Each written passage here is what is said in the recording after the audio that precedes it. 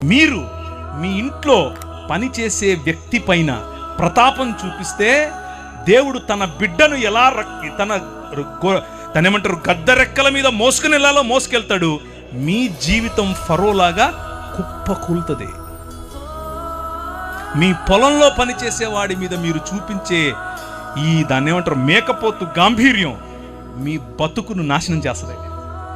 మీరు పనిచేసే చోట మీ సహ ఉద్యోగి పట్ల మీరు చూపించేటటువంటి అన్యాయం మీకు పట్టిన కొవ్వు కరిగిస్తుంది. మీ సహ దైవ దాసుల పట్ల మీకు లేని గౌరవం, మీ సంఘంలో మీరు దేవుడు మిమ్మల్ని నాయకులుగా చేశాడు కనుక పాస్టర్లుగా చేశాడు ఏమనుకోకుండా అన్న, నెక్స్ట్ టైం పిలవకపోయినా పనుల చెప్పేదే మీరు పాస్టర్లైనంత మాత్రాన సమాజంలో ఉన్న వారిని, సంఘంలోకి వచ్చే వారిని వారి మీద అజమాయిషీ చేస్తే ఫరోకు పట్టిన గతే.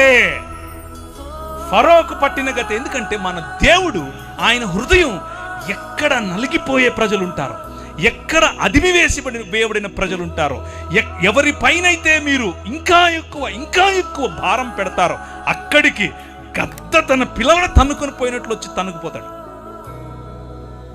మన మూతి పళ్ళు రాలుతాయి, మన కొమ్ములు ఇరుస్తాయి. 10 రకాలైన దేవీ దేవతలను చూసుకుని నువ్వు ఎచ్చుకుపోతున్నావు కదా, నీ ఎచ్చులు ఎలా ఇంచాలో నాకు తెలుసు అని చెప్పి 10 రకాలైనటువంటి తెగుళ్ల ద్వారా వాడి నోరు మూసాడు.